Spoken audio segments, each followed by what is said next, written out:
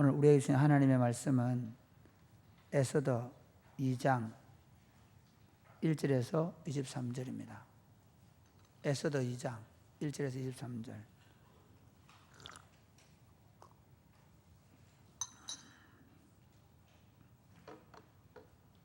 서로 교독을 하시겠습니다. 그 후에 아하수에로 왕의 노가 그침에 와스디와 그가 행한 일과 그에 대하여 내린 조서를 생각하거늘 왕의 척근 신하들이 아뢰되 왕은 왕을 위하여 아리따운 처녀들을 구하게 하시되 전국 각 지방의 관리를 명령하여 아리따운 처녀를 다 도성수산으로 모아 후궁으로 들여 궁녀를 주관하는 넷이 해계의 손에 맡겨 그 몸을 정결하게 하는 물품을 주게 하시고 왕의 눈에 아름다운 처녀를 와서디 대신 왕으로 삼으소서 하니 왕이 그 말을 좋게 여겨 그대로 행하니라. 도성수산에 한 유다인이 있으니 이름은 모르드게라. 그는 베냐민 자손이니 기스의 정손이요 시므이의 손자요 야일의 아들이라.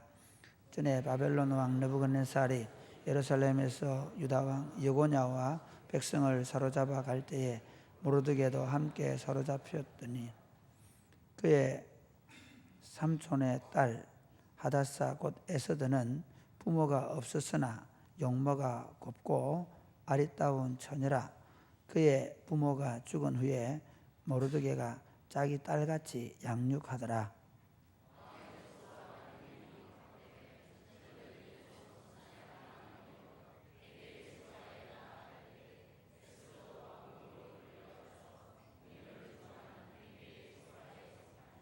해계가 이 처녀를 좋게 보고 은혜를 베풀어 몸을 정결하게 할 물품과 일용품을 곧 주며 또 왕궁에서 을에 주는 7 궁녀를 주고 에스더와 그 궁녀들을 후궁 아름다운 처소로 옮기더라. 자기의 민족과 종족을 말하지 아니하니 이는 모르드게가 명령하여 말하지 말라 하였습니다. 모르드게가 날마다 후궁들 앞으로 왕래하며 에스더의 안부와 어떻게 될지를 알고자 하였더라.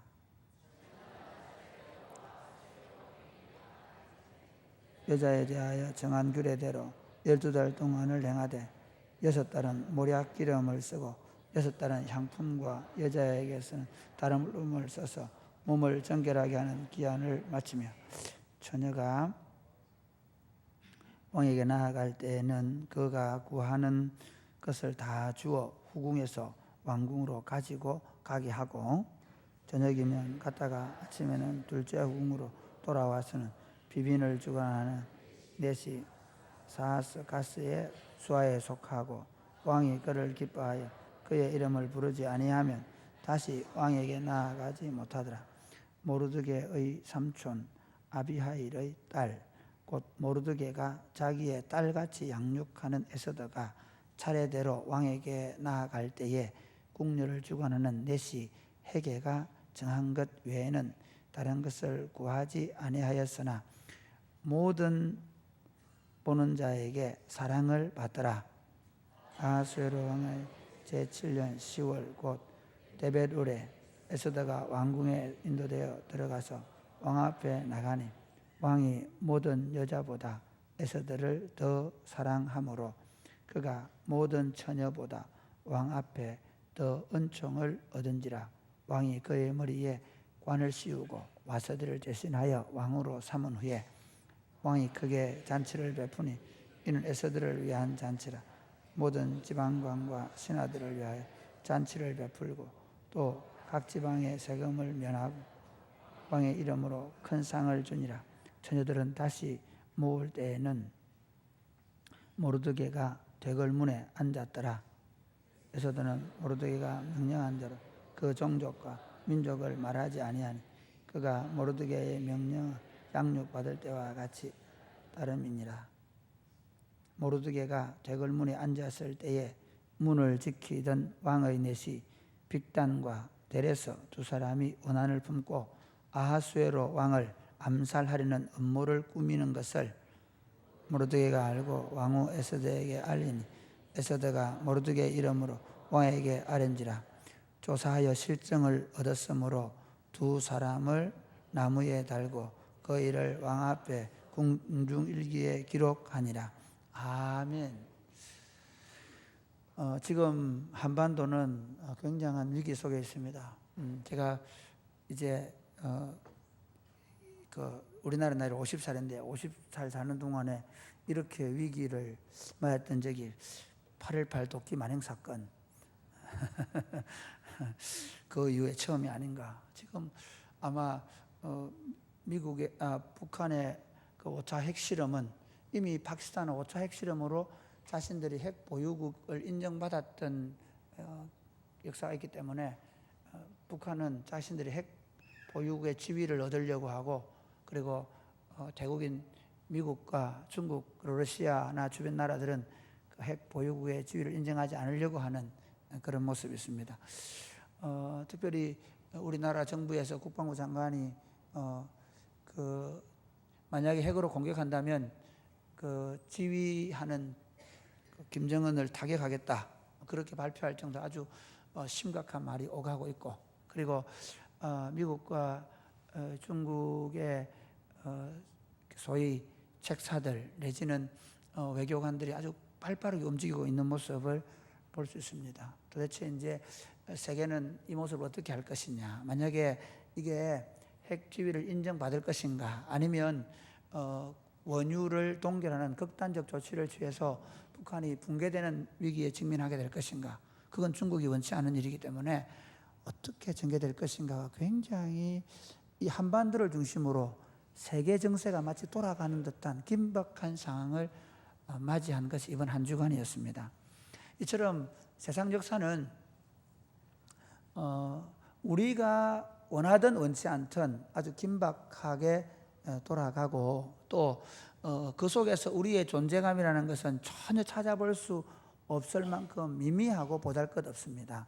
그러나 사랑하는 여러분, 그건 세속의 역사이고 하나님의 구원의 역사는 참 다릅니다. 하나님의 구원의 역사는 옛날이나 지금이나 미미하고 보잘것없는 당신의 백성들을 통해서 그 세계의 역사 속에서 자신의 구원의 역사를 써가시는 것이 하나님의 구원사, 구속의 역사입니다. 할렐루야. 여러분, 이 성경을 볼 때 이 성경은 세계의 역사지만 그러나 별로 세계 역사에 잘 안 나오는 역사입니다. 세계의 역사에서는 아주 모퉁이에 있는, 그리고 거의 기록에 남아있지 않을 만큼 그렇게 보잘것없고 작은 역사입니다. 그런데도 하나님은 이 성경의 역사를 가지고 세상을 하나님 나라로, 하나님의 나라의 역사를 써 가신다라고 말씀하십니다. 할렐루야. 오늘 본문을 보면 이 에스더서는요, 참 이 에스더서의 배경도 그 당시에 유럽과 아시아가 이렇게 대충돌을 일으키고 있는 그런 시기에 쓰여진 역사입니다. 그러니까 어르신들은 오늘 목사님이 무슨 얘기를 할 건가, 좀 어려운 역사 얘기를 해서 미안합니다. 때는 BC 480년경, 그러니까 지금부터 한 2500년 전이죠. BC 480년경. 그때 무슨 일이 있었는가 하면, 그때에 크세르크세스라는 그 아시아, 소아시아의 패권을 가지고 있는, 지금 이란이나 이라크 이쪽 나라를 중심으로 저 파키스탄에서 이디오피아까지, 그러니까 아시아와 아프리카를 이끄는 큰 대제국을 거느리고 있는 페르시아, 그 당시에 그 지역의 패권을 가지고 있던 나라입니다. 그 나라가 조그마한 그리스라는 나라와 전쟁을 합니다. 그 당시 그리스는 어떤 나라인가 하면요, 그냥 이렇게 뭐 아테네 또는 뭐 스파르타 이런 식으로 조그마한 도시들이 모여 있는 폴리스 국가입니다. 도시국가, 한 도시가 한 나라입니다. 그 도시들의 연합이 그리스 연합으로 있는 거예요. 그런데 이제 그 나라와 전쟁을 한 이야기가 오늘 1장과 2장 사이에 있습니다.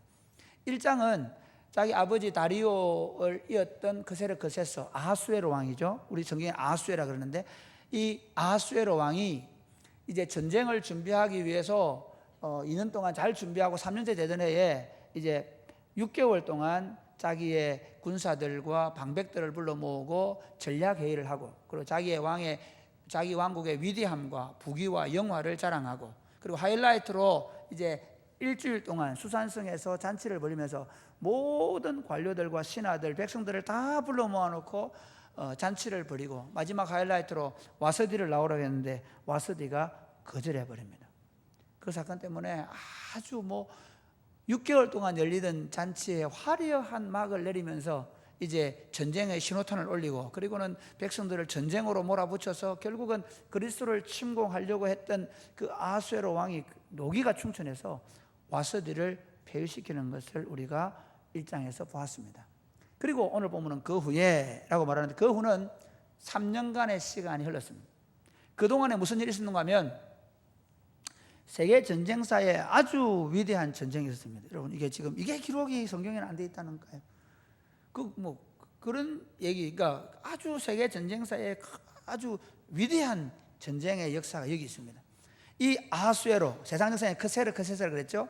이 왕이 대군을 거느리고, 어떤 사람은 16만 명이라 그러고 어떤 사람은 26만 명이라, 어쨌든 간에 대군대를 거느리고 출정을 합니다. 배를 2,400척이나 거느리고, 그러니까 거의 6년간에 걸쳐 전쟁을 준비했으니까 어마어마하게 준비한 겁니다. 대제국이 그리스 하나 잡겠다고 전쟁을 시작합니다. 그런데 그리스가 몇 명 나왔냐? 7,000명 나왔습니다. 16만 명 대 7,000. 그런데 그 그리스에 레오니다스라는 페르시아의 유명한 왕이 있습니다. 이 왕이 우리가 잘 아는 300이라는 영화, 이 최근에 나왔죠. 300이라는 그 영화가 이 배경입니다. 이제 우리 젊은 사람들은 좀 이해하시겠죠. 전쟁이 맞붙었는데 재밌는 건 뭐냐면요, 테르모필레라는 아주 좁은 해협 지역에서 전쟁을 합니다. 그러니까 그리스가 이 전법이 달랐습니다. 페르시아 군대는 궁수들을 사용해가지고 활을 쏴놓고, 그리고는 기마병이 진군해 가는 겁니다. 그러니까 전쟁을 할 때 페르시아 전법은 뭐냐면 활을 쏘입니다. 그럼 활을 쏘면 막 그 적군들이 활을 맞으면서 막 흩어지겠죠. 그때 기마병이 달려가서 쳐버리는 거예요. 그게 이제 페르시아의 전법인데, 그러나 그리스의 전법은 달랐습니다. 그리스는 완전 무장을 하고 눈만 딱 나오게 하고 청동으로 투구를 쓰고, 그리고는 방패를 듭니다. 그러니까 활을 아무리 쏘아도, 그리고 밀집 대응을 써버리니까 활을 쏘면 다 방패를 들고 있으면 화살이 방패에 다 튀어나가는 거예요. 그 다음에 기마병이 달려오면 장창을 들고 밀집 대응으로서 찌르기 때문에 도저히 진군을 못하는 거예요. 앞으로 나가지를 못해요. 좁은 지역에서 7,000명이 방어하지만 아무리 많은 군사도 포위를 할 수가 없는 거예요. 7일을 버팁니다. 5일 동안은 준비를 하고 이틀 동안 전투를 벌였는데 도저히 뚫을 기미가 안 보이는 거예요. 그런데 이제 300이라는 그 영화에 보면, 그렇게 저는 안 봤는데 그렇게 나온다 그래요. 그 스파르타는요, 아이가 태어날 때 그 남자 아이들이 좀 이렇게 재구실을 못하면 죽여버리면, 약한 아이들 다 죽여버리잖아요. 그런데 살아남았던 곱추 하나가, 이 덩이 곱은 이런 사람 하나가 전쟁에 가자 하니까, 그라나다한테 와서 가자 하니까 안 된다는 거예요. 거기 원한을 품고 이제 페르시아 왕에게 길을 알려줬다 그러는데, 그거는 픽션입니다. 300 용사, 그거는 픽션입니다. 알겠죠? 그걸 보고 그대로 하여튼 위대한 전쟁 역사가 있었던 건 사실입니다. 근데 이제 그때 한 농부가 많은 돈을 받고, 그리고 이 테르모필레를 우회할 수 있는 길을 갈 수 없는 거예요. 그래서 우회해서 이렇게 뒤에서 칠 수 있는 길이 알려진 겁니다. 그것 때문에 그리스 군대가 어쩔 수 없이 1,400명의 후방을 방어할 수 있는 사람만 남겨놓고 철군을 합니다. 그때 그 철군할 때에 남았던 사람들이 스파르타의 700명, 그 다음에 테스피아인들이 스파르타 군대가 300명, 그 다음에 테스피아인들 700명, 테베인이 400명 이렇게 남았답니다. 그 300명의 용사가 300이라는 거예요. 그 300 영화입니다. 그러니까 마지막까지 결전했던 사람들. 그래서 그 전투에서 끝까지 싸우면서 그 페르시아를 막다가 다 전사를 합니다. 그 전사한 그 비문에 보면 나그네여 스파르타로 가거든 전해주오. 우리는 조국의 명을 받들어 여기 잠들었나로라고 하는 비명이 거기 있다고 합니다. 이 테르모필레에서 전쟁에 이기고 나니까 이제는 그리스가 완전히 그 뭐라 그럴까요? 그 죽음의 공포에 몰린 거예요. 그래서 사람들이 델피로 갑니다. 델피가 아폴로 신전이 있는 곳인데 그 신전에 가서 신탁을 받습니다. 그리스인들은 이제 신탁을 받거든요. 우리로 말하면 뭡니까? 하나님의 말씀이죠. 그 사람들은 신탁을 받는데 제우스의 아들인 아폴로, 영향이 있던 이 아폴로에게 신탁을 받는데 그 아폴로 신전의 사제가 뭐라고 하느냐면 세상의 끝까지 도망칠 대로 도망쳐라. 오직 목성에만 의지할지어다. 이렇게 하는 그 도망치라는 얘기예요. 그러니까 그리스도인들이 다 그걸 먹고 있는데 그때 아테네의 장수인 테미스토클레스라는 사람, 이분이 아주 유명한 장군입니다. 테미스토클레스라는 누구냐면 우리나라의 이순신이라고 생각하면 딱 맞습니다. 이 사람이 원래 다리오 전투에서 지약을 발휘했던 사람이고 이 사람이 아주 전략가입니다. 그러니까 그리스인들이 겁을 먹고 있으니까 그 그리스인들을 다 육지에서 다 철수를 시켜가지고 주변에 있는 섬들로 살라미스나 다른 섬들로 다 여자들과 노약자들은 다 이주를 시켜버립니다. 그리고는 남자들을 다 배에 태우면 이 테미스토클레스가요 이미 이 전쟁을 예견하고 이순신 장군처럼 200척의 배를 준비해 놓습니다. 그 갤리슨 있죠. 노를 저어서 갈 수 있는 아주 빠르게 해서 배를 나중에 부딪혀가지고 깨버리는 그런 전법을 쓰는데 이 사람이 그리스의 모든 남자들을 배에 태우고 전투를 시작합니다. 그런데 이제 보면 그 도시들을 들어오면서 페르시아 군대가 막 자기 마을들을 다 불태우는 거 보면서 이미 남자들은 이제 갈 곳이 없잖아요. 죽기를 각오하고 싸움에 임합니다. 그 놀라운 건 뭐냐면요, 이게 살라미스라는 그 그리스 반도의 약간 위쪽으로 올라가는 곳인데 거기에 우리나라 지금으로 하면 우리 그 남해안 있죠. 남해안처럼 섬들이 많고 이렇게 좁은 해협이 있는 곳인데 그 좁은 해협에서 딱 기다리고 있습니다. 물살이 세게 치는 좁은 해협에서 기다리고 있다가 페르시아 해군들이 아무리 배가 많아도 이게 그 많은 배를 이렇게 좁게 선단을 꾸려서 그 좁은 해협으로 막 밀고 들어오니까 앞에 서가지고 그리스 배들이 깨버리기 시작합니다. 그 물살 때문에 쳐내려오는 배들을. 그러면서 장창으로 찌르면서 공격하니까 이 페르시아 군대가 막 오합지졸들이 막 그러니까 전투를 제대로 못합니다. 그리고 저녁까지 이 배들이 막 서로 자기들끼리 부딪히고 막 이러면서 깨지고 하는데 저녁에는 태풍이 불어가지고 오히려 그리스 배들은 빨리 해협으로 그 노를 쩔 수 있으니까 빨리 해협으로 도망을 가버리고 거기서 그 살라미스에서 저녁에 완전히 4분의 3 이상의 배가 깨져버리는, 어쩔 수 없이 그 왕은 저 산 꼭대기에서 자기들 이길 거라 생각하고 보고 있다가 아하수에로가 보고 있다가 철군을 명령합니다. 왜요? 해상을 뺏기면 보급로가 차단되기 때문에. 우리나라 그 육지를 다 차지해도 일본에 철수할 수밖에 없던 게 바로 그거거든요. 그 철군합니다. 그러니까 여러분 우리 표현은 얼마나 부끄럽겠습니까? 수치스럽겠습니까?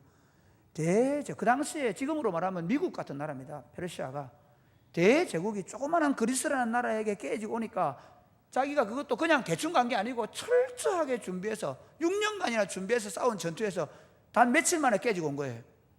얼마나 부끄럽고 창피하겠습니까? 왕궁에 숨어 들어가 앉아 있는데 아하수에로가 그때 무슨 생각이 나느냐? 와서디 생각이 났다는. 1절 한번 보실까요? 자, 한번 시작. 그 후에 아하수에로 왕의 노가 그침에 와서디와 그가 행한 일과 그에 대하여 내린 조서를 생각하거늘. 살라미스 해전이 그 아주 유명한 해전인데 이 해전에서 패하고 돌아와 가지고는 이 아하수에로 왕이 이제는 막 뭐랄까 이 신하들이나 주변의 방백들을 볼 낯이 없는 거예요. 그러면서 의기소침해 있는데 자기가 버린 폐위시킨 와서디가 생각난 거예요. 그걸 딱 눈치챈 신하들이 빠르게 머리를 돌리죠. 여러분 이게 정치하는 사람은 똑같습니다. 우리나라 지금 이 청와대에 있거나 정치하는 사람들 머리가 비상하죠. 예. 그러니까 대통령 마음이 어디 있는지 뭐 십창시 샀고 뭐 이런 걸 샀는데 이 왕의 마음을 아는 거예요. 만약에 와서디가 복이 되면 어떻게 됩니까? 와서디가 귀족 집안에 딸 가능성이 많습니다. 그 당시 페르시아는요 그냥 아무 여자나 아내를 얻는 게 아니고 일곱 귀족 가문 가운데서 없기 때문에 폐위가 됐다 할지라도 복원될 가능성이 있는 겁니다. 그러다 보니까 신하들이 급하게 움직이면서 세운 책략이 뭔가 하면, 오늘 이게 묘략이라고 그랬는데 그 책략이 뭐냐 그겁니다.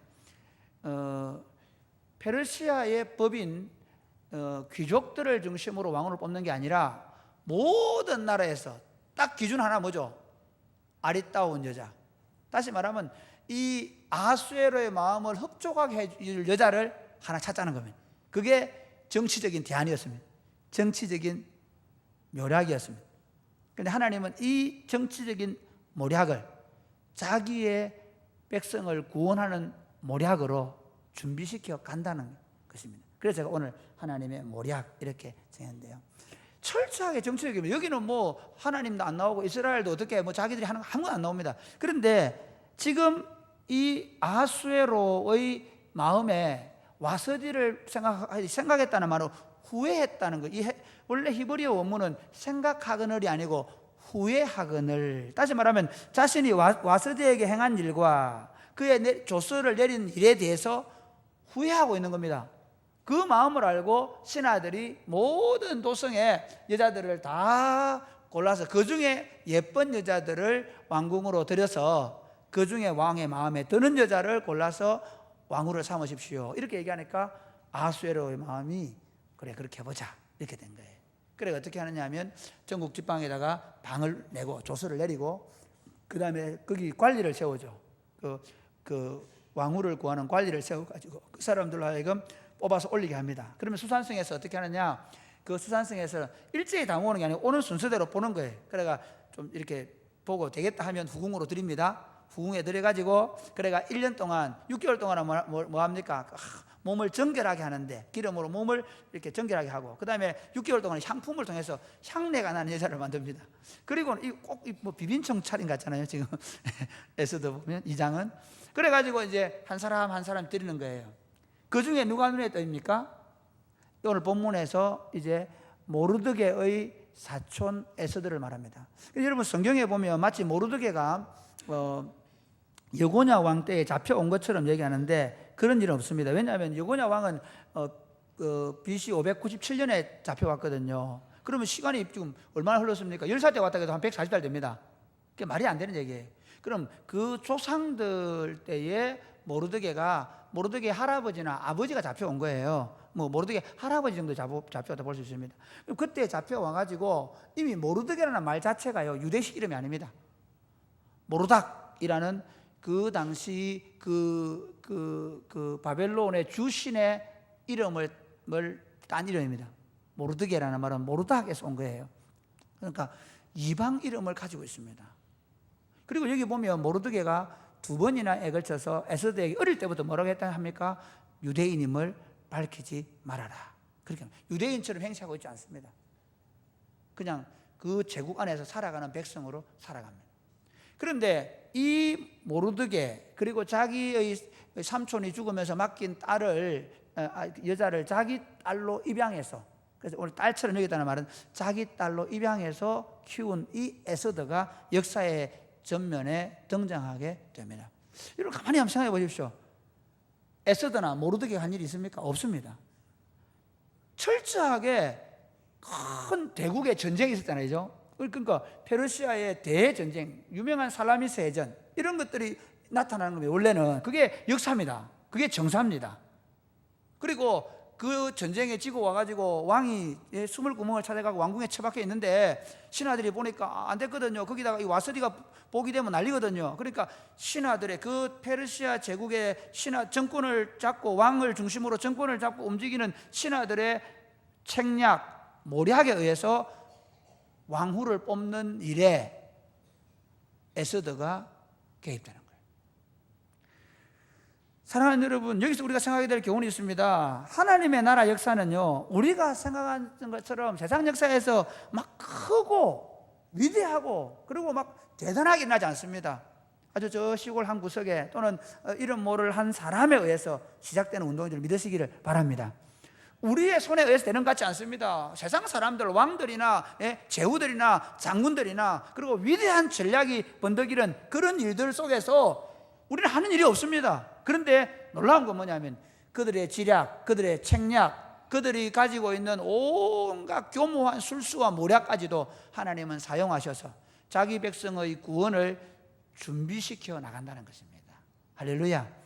그래서 사랑하는 여러분, 우리가 지금 일어나고 있는 북핵 핵 5차 실험, 여기에 너무 어떻게 저 김정은이 어떻게 할까 너무 그렇게 생각하지 마시기 바랍니다. 하나님이 이 역사를 통해서 어떻게 저 북한에 있는 백성들을, 특별히 북한에서 기도하는 하나님의 백성들의 구원의 역사를 이루어갈 것인가. 그리고 지금 그 북한에서 이런 눈을 한번 가져보십시오. 저 북한에서 탈출해 나와 있는 난민들, 그 사람들을 다 누가 선교하고, 선교사들이 선교하고 있거든요. 그러니까 거의 그 난민들을 누가 선교하고 있냐면 우리나라 선교사들이 사역하고 있습니다. 그래서 그분들이 선교사들 도움을 받고 있거든요. 하나님이 왜 그렇게 하는지 우리는 몰라요. 왜 김정은이가 저렇게 포악한 정치를 해서 북한에 난민들이 생기고, 그리고 그 사람들이 복음을 듣게 되는, 사실은 저는 제가 생각할 때 이 타락한 남한의 교회를 새롭게 할 수 있는 길은 북한의 교회가 우리에게 그 고난, 모진 고난 가운데서도 신앙을 지켜낸 것을 통해서 우리의 풍요와 풍부 속에 이미 타락해 있는 남한 교회를 회복하는 역사를 써가실 수 있다라고 생각합니다. 그러니까 우리가 그 제국의 역사 내지는 세상의 역사를 통해서 그들의 관점에서 볼 게 아니라 하나님의 관점에서 보는 것을 훈련해야 됩니다. 한번 가만히 생각해 보면요, 예수님의 구원의 역사, 복음을 전해지게 되는 그 시기에도 사실은 예수님은 팔레스타인 땅에 왔던 목수의 아들입니다. 그렇지 않습니까? 그리고 그는 어쨌든 자신들의 종교의 법에 의해서 신성 모독죄로 나무에 달려 죽은 한 남자에 불과했습니다. 그런데 그 예수가 부활하고 성천함으로 말미암아 일어난 일이 뭐냐면요, 복음운동인데, 이 복음운동이 펼쳐지기 위해서 하나님은 그 배후에 역사하고 있었습니다. 하나 예를 들면요, 나중에 여러분 너무 역사 얘기를 많이 해서 미안한데, 그 BC 311년에 알렉산더가 이제 그 페르시아를 무너뜨리거든요. 그리고는 온 제국의 통일을 하는 역사를 만들어 가지요. 그런데 그 명분이 뭐냐 하면 헬라의 이 위대한 문명을 전하는 겁니다. 온 세상을 헬라화 시키겠다는 겁니다. 그래서 그들이 온 세계를 헬라어를 쓰는 문명으로 만들어 갑니다. 그러니까 알렉산더는 온 세상에 헬라의 이 아름다운 문명을 보여주기 목욕탕을 짓고 헬라식의 건물도 만들고 헬라식으로 헬라식의 언어 문화를 보급하기 위해서 전쟁을 해서 제국을 건설합니다. 그런데 그 헬라의 언어가 사실은 이 소수민족인 아람어를 쓰던 예수님의 제자들에게까지 헬라어를 알게 되고, 그리고 복음서를, 성경을 헬라어를 쓰게 되고, 헬라어가 그 당시 그 세계의 공용어가 되어서 그 유럽과 아시아의 사람들이 헬라어로 성경을 읽게 된 겁니다. 그러니까 알렉산더는 세계를 헬라화 시키겠다고 헬라의 문명을 전하기 전쟁을 했는데, 하나님은 그 헬라화를 통해서, 헬라어를 통해서 자신의 복음을 급속도로 확장시켰다. 만약에 아람어를 쓰던 시고 모든 나라가 다 자기 언어를 가지고 있는 시대에 만약에 복음이 전해졌다 그러면 어떻게 되겠습니까? 언어를 넘을 수가 없는 거예요. 언어의 장벽을. 또 하나는 로마가 그 당시 이제 페르시아, 그리스, 그 다음에 로마인데, 로마가 정복민들이 반란을 많이 일으키니까 온 땅을, 세계는 로마로 통한다고요. 빨리 정복민들이 반란을 일으킬 때 제압하기 위해서 길을 만들어놨습니다. 그런데 그 길을 따라서 작은 소수의 그리스도인들이 흩어져서 복음을 전합니다. 전쟁을 위한 목적의 도로가 복음을 전하는 도로가 되는 겁니다. 그래서 바울 같은 이 사람도 온 세계를 복음을 전합니다. 또 하나 재밌는 건 뭐냐면요, 그 605년부터 BC 605년부터 유대인들이 나라를 잃고 그리고 온 세상을 떠돕니다. 그래서 디아스포라라고 해가지고 지금 우리나라 한인촌처럼 유대인들 촌을 만들고 거기 회당을 만들어놨는데, 예수 그리스도의 복음 운동이 어디를 정점으로 온 세계에 흩어져 있는 유대인들의 회당을 중심으로 전해지기 시작합니다. 그러니까 우리는 분명히 우리가 보는 건 세속의 역사인데, 하나님은 그 세속의 역사를 통해서도 자기의 역사를 써 가신다는 겁니다. 할렐루야. 그다음 조금 더 살펴보면요, 이 에스더가 이제 어떻게 됩니까? 이제 그 왕궁에 들어가는데 헤게라는 그 처녀들을 관리하는 내시에 눈에 들게 됩니다. 헤게가 사실은 왕의 최측근입니다. 보통 왕을 모시는 내시들 있잖아요. 그 중에 최측근입니다. 근데 이 헤게가 딱 보니까 에스더가 까미라. 그러니까 어떻게 합니까? 좋은 음식도 주고 좋은 향품도 주고, 그 다음에 그 궁녀들로 주는데 좋은 궁녀를 주고, 그 다음에 더한 거 뭐냐면 아름다운 뜰에, 이 말은 왕의 눈에 잘 띌 수 있는 궁궐에다가 딱 집어넣고 언제든지 왕이 부르면 갈 수 있도록 만들어 놓고, 그리고 이제 왕을 만나게 되는데, 왕을 만날 때도 에스더가 어떻게 하냐면, 다른 여자들은요 이게 딱 한 번입니다. 한 번 왕이 한 번 이제 하룻밤 왕과 잠을 자고 나면 왕이 다시 부르지 않으면 평생을 비빈으로, 이 비빈을 맡아서 관리하는 다른 왕궁 있죠. 다른 비빈청에 가가지고 거기서 뭐 했냐면 평생을 과부로 보내야 되는 거예요. 왕과 하룻밤을 잤기 때문에 다른 남자는 시집을 못 갑니다. 그러니까 여자들은 어떻게 했습니까? 그 정말 치열한 전투입니다. 뭐 어떤 사람은 400명 그렇게 얘기하는데, 하여튼 몇백 명의 여자들 중에서 내가 한 명 선발돼야 되니까 어떻게 했습니까? 자기가 원하는 향품 다 가져갑니다. 그래서 왕에게 어떻게 했을 그날 밤 왕의 마음을 녹여놔야 돼. 다시 한번 불러주도록. 그런데 에스더는 보면 헤게가 주는 것 외에 어떤 물품도 가지지 않았다라고 얘기합니다. 그래서 성경은 뭐라냐면, 이 여자가 모든 사람 보기 아름다웠고, 그 다음에 여기 보니까 왕도 그를 한번 볼까요? 우리 16절부터 한번 보세요. 16, 18절까지 시작. 아하수에로 왕의 제7년 10월 곧 데베둘에 에스더가 왕궁에 인도되어 들어가서 왕 앞에 나가니, 왕이 모든 여자보다 에스더를 더 사랑하므로 그가 모든 처녀보다 왕 앞에 더 은총을 얻은지라. 왕이 그의 머리에 관을 쓰고 와서디를 대신하여 왕으로 삼은 후에 왕이 크게 잔치를 베푸니 이는 에스더를 위한 잔치라. 모든 지방관과 신하들을 위하여 잔치를 베풀고 또 각 지방의 세금을 면제하고 왕의 이름으로 큰 상을 주니라. 여러분, 에스더가 얼마나 예뻤을까요? 물론 이런 분 계시죠. 역시 예쁜 건 다 표현한다. 그러나 다 사실 사람은 다 뭐라고요? 제 눈이 안경이라고요. 예쁜 거는 다 자기 눈에 예쁜 거예요. 그러니까 에스더가 눈에 띈 건 뭐냐? 이 아하수에로의 눈에 들은 거예요. 근데 뭐 미모만 그랬는가? 뭐 그런 얘기는 모르겠습니다. 뭐 어떤 분은 마음씨도 그렇겠죠. 지금요 이 이 아하수에로는요 오로지 지금 전쟁에 패하고 와서 그냥 자기의 수치스러움, 그 부끄러움을 잊으려고 여자를 찾고 있는 거예요. 거기 자기 마음의 위로가 될 수 있는 여자를 찾고 있는데, 그 여자가 에스더가 되었다는 겁니다. 여러분 가만히 보세요. 우리가 세상을 살아가는데 우리가 막 뭔가 잘 준비되고 뭔가 우리가 스펙을 쌓고, 그리고 우리가 뭔가 열심히 뭘 합니다. 그러나 되게 하시는 분이 누굽니까? 하나님이라는 거예요. 할렐루야. 이게 우리 신앙입니다. 그러니까 하나님이 되게 하신다. 하나님이 그 자리에 세우신다. 할렐루야. 여러분 가만히 보세요. 요셉 같은 경우는 보면요, 요셉은 진짜 꼬인 인생이잖아요. 안 되는 인생이잖아요. 예?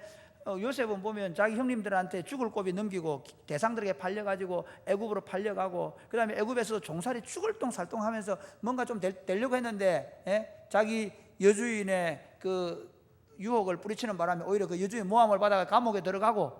그렇죠. 우리가 보면 참 안 되는 길이에요. 그런데 하나님은 그 길이 되는 길로 가게 하신다. 우리는 늘 생각합니다. 내 조건이 좋아야. 세상은 그렇게 얘기하죠. 뭔가 그럴듯해야, 포장을 잘해야. 그러나 사실은 되고 안 되고는 하나님이 결정하십니다. 그리고 지금 가는 과정에서 좀 잘 된다고 해가지고 그게 영원히 되는 것도 아니고, 지금 내가 조금 어렵고 힘든 길로 가고 좀 실패한다고 해서 그것 안 되는 길도 아닙니다. 그렇기 때문에 중요한 게 뭐냐? 내가 지금 잘 되고 있느냐가 아니라 내가 하나님의 방법대로 하고 있느냐는 겁니다. 할렐루야. 목사님 한번 세상 살아보세요. 그게 되는가? 맞습니다. 죄송하지만 목회도 그럴 때가 많습니다. 목회도 그렇게 하면 안 된다 하는 사람들이 많이 있습니다. 그러나 여러분, 하나님 우리에게 끊임없이 말씀하는 건 뭐냐면 네 방법이 아니라 내 방법이라고 말합니다. 그래서 우리가 좀 실패하고 좀 어렵더라도요, 좀 돌아가더라도 하나님의 방법대로 되는 길을 찾으시기를 주님의 이름 축복합니다. 에스더가 그러니까 그 여자들이 다 원하는 것들을 오히려 뿌리십니다. 그리고 회개가 딱 지정해 준 대로 하나님이 되게 하면 될 거다라는 생각을 가지고 가는 거예요. 그 다음에 이제 한 가지 좀 생각해 볼 건 뭐냐면, 에스더가 자기 민족을 왜 숨겼을까? 그건요, 그 당시 유대인들은, 그러니까 중세 그리고 근세사를 보면요, 게토의 역사가 나옵니다. 게토라는 말 들어보셨죠? 그게 유대인들 역사입니다. 유대인들을 좁은 구역에 모아놨는데 그걸 게토라 그럽니다. 워낙 탁월하네, 워낙 특이하니까. 유대인들은 이 다민족 국가에 섞이지 못하는 사람들입니다. 다 다민족 국가들은 다 다실론 사회인데 이스라엘 유일신을 믿거든요. 자기들만 선민이라고 생각하는 거예요. 그러니까 도대체 그 다민족 국가에 어울리지를 못합니다. 그래서 오히려 모르드게가 에스더에게 주변의 신하들과 시종들에게 미움받지 않도록 숨기게 만듭니다. 자기 민족. 그리고 이제 마지막에 보면 우리 이제 또 좀 이제 그 왕후가 되지요. 이제 에스더가 왕후로 뽑히고 잔치를 하고, 그러고 나서 무슨 얘기가 바로 나오느냐면 그 다음에 후궁들을 또 뽑습니다. 그러니까 지금 아하수에라가 얼마나 마음이 허해 있는 거 아시겠죠? 그러니까 무슨 일이 있겠습니까? 그럴 때 반드시 반역의 기운이 싹 트죠. 왕이 정사를 돌보지 않고 여자들에게 미쳐 돌아가니까 아하수에를 제거해야 되겠다는 무리들이 생겨야 됩니다. 그래서 여기 보면 누가 나옵니까? 여기 보면 빅단과 데레스라는 그 왕국 대궐문을 지키는 문지기와 또 뭐 다른 사람도 있겠죠. 영모를 꾸미게 됩니다. 그거를 누가 대궐문을 지키던 모르드게가. 참 재밌습니다. 자 보세요. 모르드게가 자기 신분이 성문직입니다. 그런데 자기 여동생이면 사실은 양녀잖아. 양녀가 왕후가 됐습니다. 그럼 어떻게 됩니까? 좀 높은 지위를 가지고 있을 수 있잖아요. 그런데 그걸 원하지 않습니다. 그래서 이 지금 그 궁궐을 지키고 있습니다. 그래서 그 궁궐을 지키고 있다가 우연히 알게 된 게 영모 사건을 알게 되고, 그 영모 사건을 왕후에게 얘기해서 에스더가 왕에게 얘기하고 실정을 파악해 보니까 영모 사건이 사실이거든요. 그리고 그 영모 주모자들을 다 제거하고, 그리고 에스더가 모르드게 이름으로 요즘 실록에 왕궁 일기에 실록에다가 기록을 해놓습니다. 그게 이제 오늘 본문의 마지막 내용입니다. 여기 한번 가만히 보십시오. 우리가 세상을 살면서 당장 성공하고, 우리 내 딸이 왕후가 됐으니까 내가 높은 자리에 올라가고, 심지어 여기 또 재밌는 건 그 영모 사건을 고발하고 나서도 지위가 높아지던 상을 받지 그렇게 않습니다. 그냥 궁중일구에 기록됩니다. 나중에 보면 알겠지만은 그게 결정적인 승리의 요인을 작용하는 거예요. 그러니까 우리가 세상을 살면서 내가 세상 속에서 참 성실하게 살고 바르게 살고 나는 거짓말 안 하고 나는 최선을 다했는데, 그게 사람들에게 오히려 내 진급기회에 진급이 안 된다든지 내가 오히려 사람들로부터 눈에 띄지 않을 때 실망하기 쉽죠. 그렇지 않습니까? 그러나 사랑하는 여러분, 오히려 그것이 우리에게 나중에 결정적인 기회가 될 수 있습니다. 제가 한번 얘기했죠. 대우조선소 대우 호텔에 있던 집사님인데 60이 훨씬 넘어 은퇴를 했어요. 이사로 그 사장으로 있다가 그리고 가서 우리 한번 마지막에 이제 은퇴하시고 서울로 가신다고 식사 대접을 해서 갔더니 자기는 행운하래. 왜 행운하고 물어보니까 정말 자기 동기들이 다 이사 진급할 때 자기는 만년 부장이었대요. 회사를 그만둬야 되나 말아야 되나 그러면서 늘 실망하고 하나님께서 실망하고 살았대요. 그런데 어느 날 하루아침에 대우조선의 이사들이 다 날아갔대요. 지금도 지금 롯데케미칼에 제 매제가 있는데 부장이거든요. 이번 기회에 좀 날아가요. 가슴. 그러니까 이게 재밌는 건 몰라요. 막 자기가 부장되고 야 이사되고 빨리 됐다고 막 좋아하고 그럴 게 아니란 말이죠. 그래서 다 날아가는데 자기는 부장이니까 안 날아갔대요. 그 다음에 이사되고 나서 오히려 오랫동안 대우 호텔 사장까지 하면서 이사 중에 제일 맹맥이 길었답니다. 60대 중반까지 갔으니까. 그러니까 우리가 세상을 살면서 내가 했던 일대로 내가 한 것에 대해서 상을 못 받고 공로를 인정받지 못하고 칭찬받지 못할 때, 심지어 교회 안에서 마찬가지입니다. 그럴 때에 하나님이 우리가 한 것을 기억하고 계신다는 사실을 아시기 바랍니다. 할렐루야. 하나님 자기의 모략을 펼칠 때 그때 드러나는 거예요. 그래서 여러분 지금 막 이기려고 하지 마십시오. 하나님이 때 이기는 겁니다. 제가 말씀의 결론을 맺으면서 좀 이렇게 적용을 해볼게요. 하나는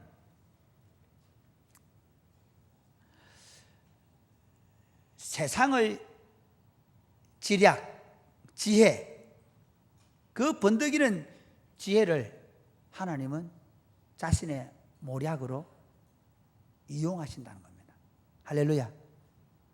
그러니까 분명히 그 당시에 정치적으로 아주 민감하게 돌아가는 상황 속에서 그들은 온갖 지혜를 다 짜서 아하수에로 왕의 측근들은 그 자기들이 잡은 정권을 빼앗기지 않기 위해서 와스디가 복원됨으로 말미암아 빼앗기지 않고 몸부림쳤습니다. 그런데 하나님은 그 일을 통해서 에스더라는 유대 여자를 왕으로 앉히는 일을 하고 계신다는 겁니다.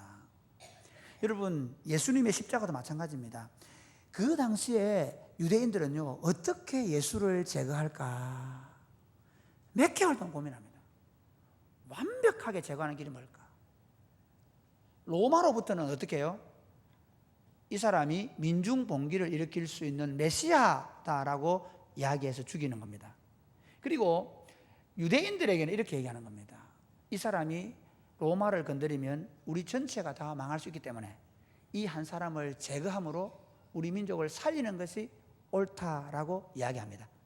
종교적으로는 나무에 달아서 죽여야 모든 사람들이 종교적으로 저 사람 저주받아 죽었다라고 인식하기 때문에 나무에 달아서 죽인 겁니다.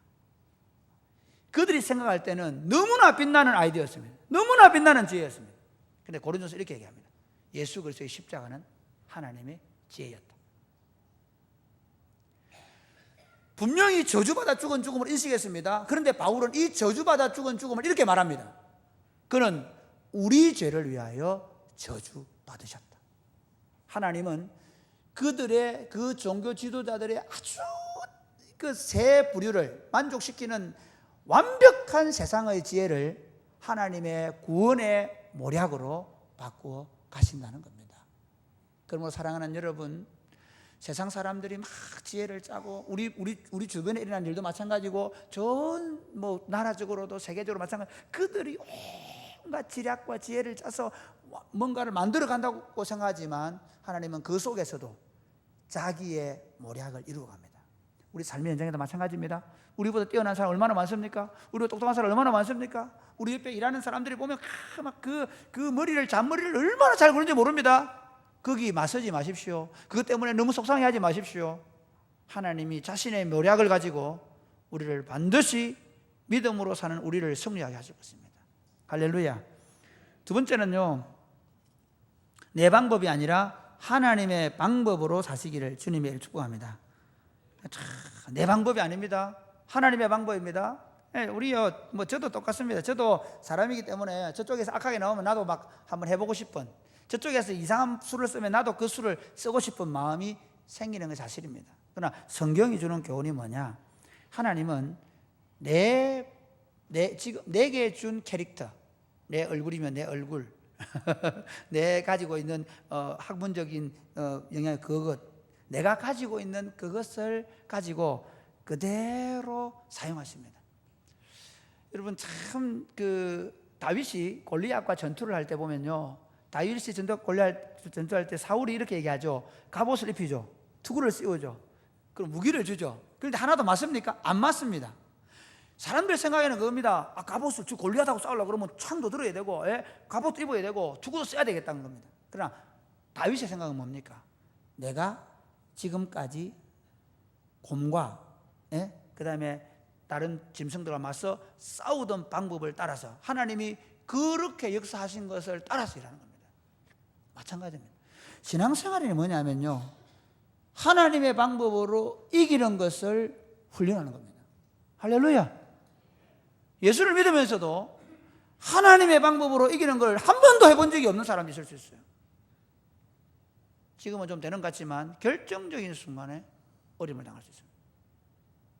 하나님의 방법 외에는 영원한 승리가 없습니다. 하나님의 방법이 이깁니다. 반드시 그렇게 하십니다. 그래서 진정한 승리는 하나님의 방법을 사용할 때 있다는 것입니다. 그러면 여러분, 하나님의 방법을 여러분이 믿으십시오. 정직하게 하십시오. 그리고 적어도 우리 속에 거짓이나 탐욕이나 상대방을 향한 모함, 이건 없어야 합니다. 그건 세상의 방법입니다. 같이 우리가 경쟁하고 있지만 그러나 정직하게 대결해서 이기는 겁니다. 그것이 하나님의 방법입니다. 세 번째는 한번 같이 하나님의 시간표를 믿고 하나님의 때를 기다립시다. 이게 어렵습니다. 하나님의 시간표. 그러니까 모르드게가 지금 이 자기 딸이, 그러니까 자기 사촌이죠. 자기 사촌이면서 딸인 이 에스더가 왕후가 되고 나서 여전히 궁지게 합니다. 궁문지게 합니다. 그리고 그 반란 음모를 발각하고 나서 여전히 궁문지게 합니다. 나중에 보면 알겠지만. 그런데 하나님의 때에 모르드게가 나중에 아주 높아질 때 봅니다. 그러니까 우리는 내 시간표를 가지고 안달합니다. 내 시간표대로 안 되면 못 견딥니다. 한두 번만 실패하고 한두 번만 내 선행이 드러나지 않아도 교회 안에서든지 세상에서든지 하나님이 뭐하냐고 얘기합니다. 그러나 하나님은 자신의 시간표를 가지고 계십니다. 할렐루야. 때로 나를 사용하지 않으면 내 자녀를 사용하실 것입니다. 그걸 믿는 겁니다. 요셉이 보면요, 아까 요셉 얘기를 좀 더 하면, 요셉이 그렇게 억울하게 감옥에 갇혀 있는데 감옥에 갇혀 있어도 또 나갈 수 있는 길이 안 보입니다. 그렇게 성실하게 사는데, 그런데 하나님이 우연히 술 맡은 간원장과 떡 맡은 간원장이 아마 영모의 연류가 돼가지고 들어왔는데, 떡 맡은 간원장은 영모의 연류 때 다시 발견되어서 목이 달려가 죽고, 그 다음에 술 맡은 간원장은 다시 복직이 됩니다. 그런데 이 두 사람이, 한 사람은 죽고 한 사람은 살아날 것을 누가 예언해 주는가 하면 바로 요셉이 그들의 꾼 꿈을 가지고 해석해 줌으로 예언을 해 주지요. 그리고 그때 나갈 때 뭐라고 하냐면 요셉이 이렇게 얘기합니다. 만약에 당신이 나가시면 저를 꼭 기억해 주시라고. 나는 여기 들어올 죄를 짓지 않았다고 이렇게 얘기했는데, 술 맡은 간원장이 2년 동안 잊어버립니다. 잊어버린 건지 말 안 한 건지, 괜히 말했다가 보디발하고 관계가 나빠질 수 있으니까 말 묻어놨습니다. 그런데 바로가 꿈을 꾸고, 그리고 이 꿈의 해석 때문에 막 바로가 미치는 거예요. 당장 해석해내라고 난리를 피우는 거예요. 그러니까 술 맡은 간원장이 오히려 그 요셉을 추천함으로 공로를 세우고 싶어 합니다. 그때 2년 뒤에 요셉이 나와서 결국 애굽의 총리의 자리로 올라갑니다. 하나님은 자신의 시간표를 가지고 우리를 통해서 자기를 써갔습니다. 교회도 마찬가지고 여러분 자신의 삶도 마찬가지고. 그래서 여러분, 내 때가 아니라 하나님의 때를 믿고 기다리고 믿음으로 살아가는 여러분 되시기를 주님의 이름 축복합니다. 사랑하는 여러분, 하나님은 모략가 있습니다. 하나님은 우리 뒤에서 숨어서 일하시는, 여전히 숨어서 일하시는 왕이신 하나님이십니다. 우리가 잠잘 때에도, 원수들이 열심히 일할 때에도 하나님은 일하십니다. 그리고 그 하나님은 우리를 사랑하셔서 우리를 향한 구원의 역사를 써가십니다. 우리 교회만 아니라 하나님의 교회 백성들의 그 구원의 역사를 써가시는 전능하신 하나님이십니다. 그 하나님이 승리하실 것을 믿고 그 하나님의 때를 기다리며 믿음으로 하나님의 방법대로 살아가는 저와 여러분 될 수 있기를 주님의 이름 축복합니다. 아멘.